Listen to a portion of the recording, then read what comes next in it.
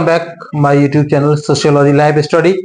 और आज की जो क्लास का टॉपिक है वो है बुद्ध धर्म की शाखाएं या ब्रांचेस ऑफ बुद्धिज्म। तो इसकी वैसे तीन शाखाओं की हम बात करते हैं, एक है हीनयान, दूसरी है महायान और तीसरी है वज्रयान। देखिए आज की क्लास में हम स्पेशली इन दो शाखाओं के बारे में बात करेंगे, एक हीनयान और दूसरी महायान। पहले हम इसके शब्दों पर ध्यान देते हैं। ये शब्द है हीनयान। यहां पर यान से मतलब होता है मार्ग, यान मतलब मार्ग, और हीन का मतलब है, हीन का मतलब यहां पर है छोटा।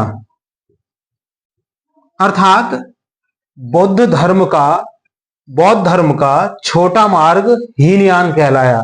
छोटा मार्ग से मतलब क्या है, यहां पर जो व्यक्ति की व्यक्तिगत विकास के लिए उसे प्रेरित करता है, और यहां पर विकास से आशय है व्यक्ति को निर्वाण की प्राप्ति कर लेना, व्यक्ति को मोक्ष की प्राप्ति कर लेना, व्यक्ति को जन्म मरण से छुटकारा पा लेना। तो जो हीनयान जो शाखा है वो कहती है कि संसार में किए जाने वाले जो शुभ और अशुभ विचार हैं ये दोनों ही गलत हैं, शुभ भी गलत हैं और अशुभ भी गलत हैं। क्या है, व्यक्ति के लिए उन कर्तव्यों पर ध्यान देना चाहिए, उन कर्तव्यों को करना चाहिए जो व्यक्ति को संसार से छुटकारा दिलाएं।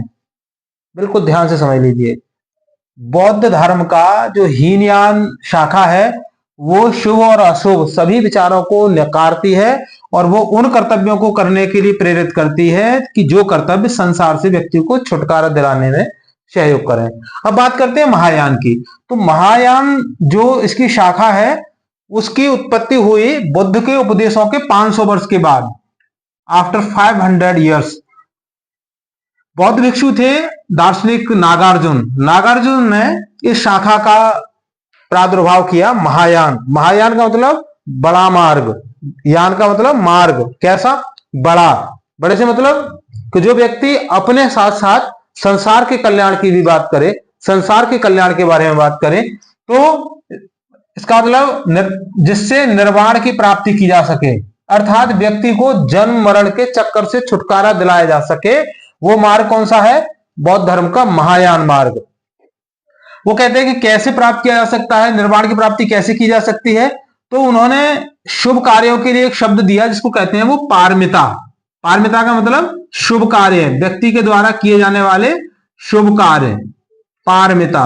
उन्होंने कहा कि 6 पारमिताएं होती हैं, उन 6 पारमिताओं के माध्यम से व्यक्ति निर्वाण की प्राप्ति कर सकता है। कौन कौन सी, दान पारमिता, शील पारमिता, शांति पारमिता, ठीक है, पारमिता, वीर पारमिता, ध्यान पारमिता, प्रज्ञा पारमिता। अब यहां पर सबको समझ रहे होंगे, दान का मतलब गरीबों को दान देना, शील का मतलब क्षमाशील हो जाना, अगर हमारे साथ में कोई व्यक्ति गलत कार्य भी कर देता है तो उसको बिल्कुल क्षमा कर देना, शांति बनाए रखना, संसार में शांति स्थापना हेतु प्रयास करना। वीर का मतलब यहां पर ब्रह्मचर्य का पालन करना। ध्यान से आत्मा और परमात्मा के कनेक्शन को जोड़ना।